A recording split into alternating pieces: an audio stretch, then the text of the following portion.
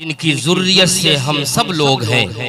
अल्लाह ने आपको और आपकी बीवी हजरत हव्वा को जब पैदा फरमाया, जन्नत में दाखिल फरमाया, कहा वकुला मिनहा रगदन हैथु शि'तुमा, जन्नत में जो चाहो खाओ, जैसे चाहो रहो, वला तक़रबा हादी शजरा, लेकिन एक दरख्त के करीब न जाना, उसके फल को न खाना। लेकिन हजरत आदम से भूल हुई, आपने दरख्त के फल को खा लिया।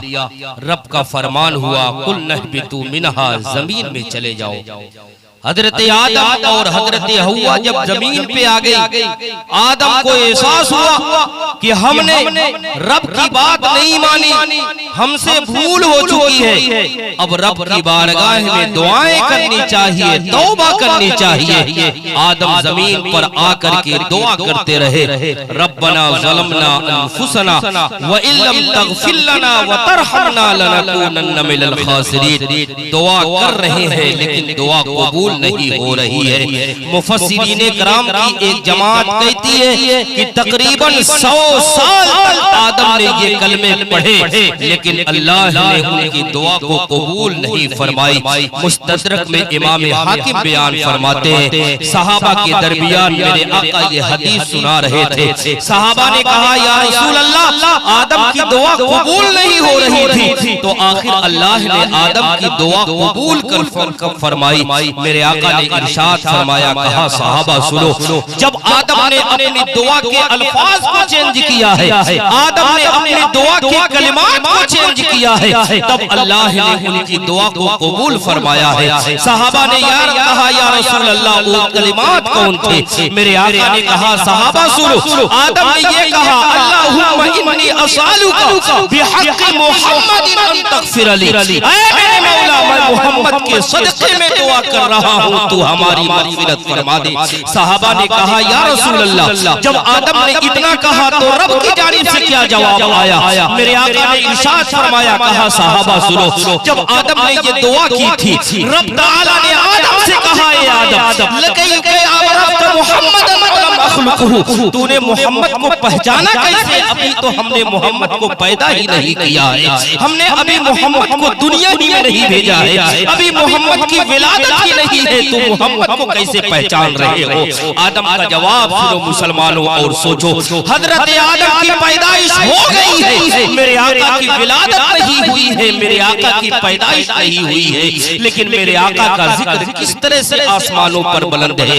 हजरत आदम ने कहा, या मौलाया, लम्मा खलक़तनी बियदिक व नफ़ख़्त फ़ीहा रूह, मेरे मौला, तूने अपने दस्ते कुदरत से मुझको पैदा फरमाया है, व नफ़ख़्त फ़ीहा रूह, और तूने मेरे अंदर रूह फूंकी है, फ़रफ़अतु रासी, मैंने अपने सर को बुलंद किया, फ़रअयतु अला कवाइबिल अर्श मक्तूबन, मैंने अर्श के दरवाजे पर लिखा हुआ पाया, ला इलाहा इल्लल्लाह मुहम्मदुर रसूलुल्लाह, फ़ज़नन्तु अन्नहु अहब्बुल ख़ल्क़ि इलैहि, मैंने अर्श के दरवाजे पर देखा, ला इलाहा इल्लल्लाह मुहम्मदुर रसूलुल्लाह लिखा हुआ है, मैं समझ गया जिसका तो नाम लिखा हुआ है वो कोई आम शख्स नहीं है, वो कोई आम जात नहीं है, बल्कि दुनिया की सबसे मखलूक जात वही है, वो वही है जिससे तू बेहद मोहब्बत करता है, वो वही है जो तेरा प्यारा हबीब है। इसलिए मेरे मौला, मैंने उसके तुफैल तेरी बारगाह में दुआएं कर दी है,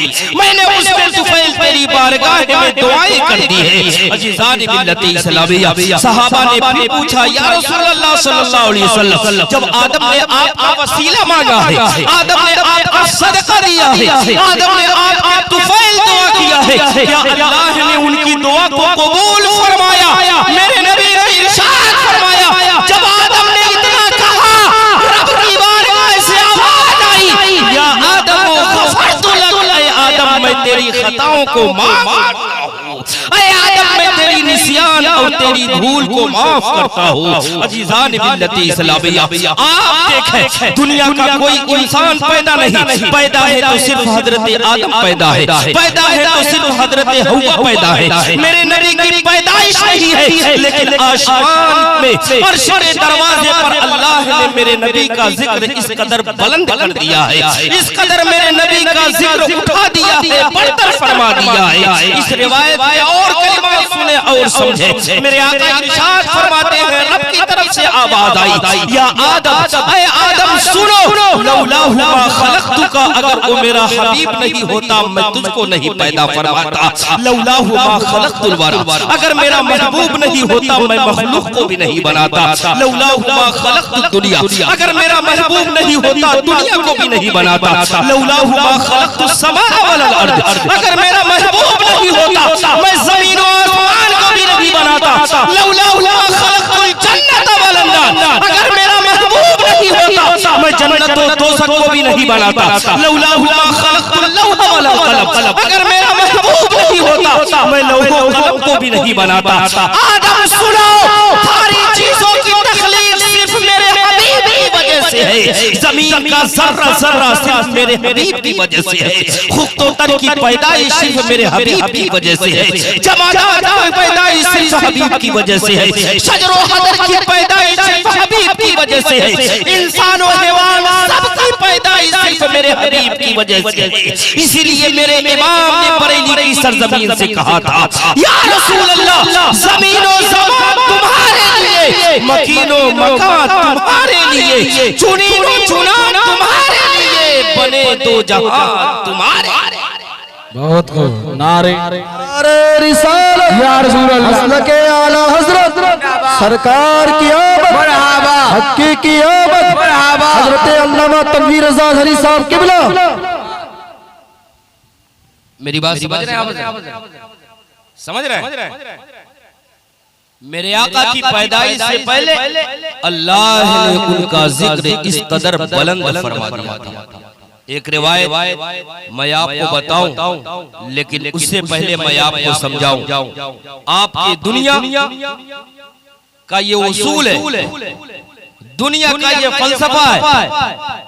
इंसान दुनिया में आता है तब लोग उसकी पहचान करते हैं, तब लोग उसको जानते हैं। अब जानने के बाद तब उसका जिक्र करते हैं, उसकी मदहो सराई करते हैं।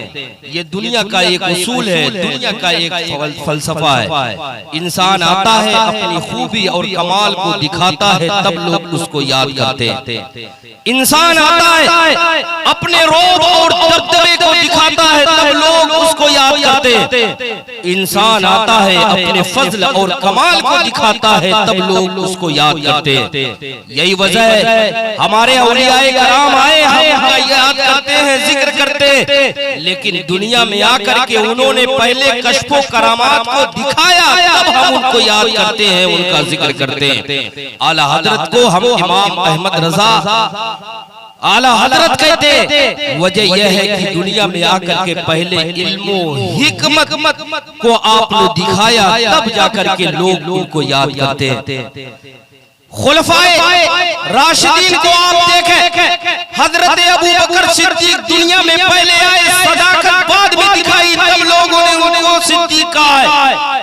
हजरत उमर पहले आए, दुनिया में अदालत को पहले दिखाया, तब लोगों ने उनको आदिल और मुंसिफ कहा है। हजरत उस्मान गनी दुनिया में पहले आकर के सखावत को दिखाया है, तब लोगों ने उस्मान गनी कहा है।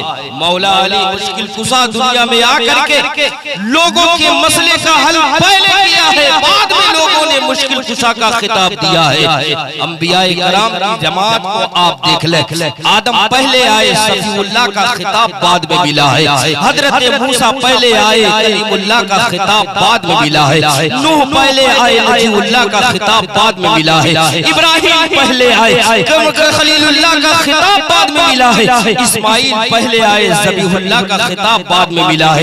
ईसा पहले आए, रूहुल्लाह का खिताब बाद में मिला है। लेकिन मेरे हबीब की शान को देखे, मेरे नबी की आज़मत को देखे, मेरे नबी की फज़ीलत को देखे। मेरे नबी अभी दुनिया में नहीं आए हैं, अल्लाह ने अर्श के दरवाजे पर मुहम्मदुर रसूलुल्लाह लिख करके अपने नबी को मुहम्मदुर रसूलुल्लाह का खिताब पहले दे दिया है।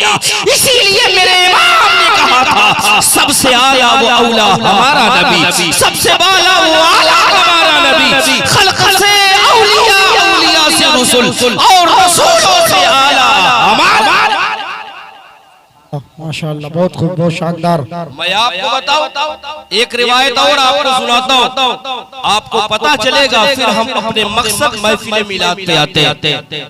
मेरे आका करीब सल्लल्लाहु अलैहि वसल्लम का जिक्र आप देखें किस तरह से बुलंद है।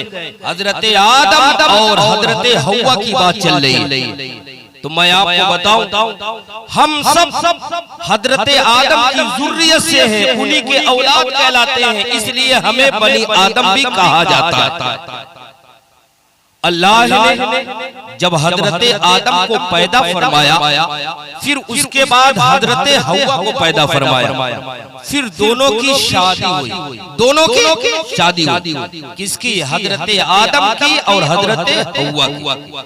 आपको मालूम होगा आज हमारे वहां भी शादियां होती हैं। शादी में कौन कौन सी चीजें वाजिब होती है, कौन कौन सी चीजें जरूरी होती है। आज हमारी शादियों में खुराफात ने जन्म ले लिया है, बेजा रसूमात हमारी शादियों में दाखिल हो चुके हैं। बहुत कम ही लोग जानते होंगे शादियों में असल क्या है और बेअसल क्या है।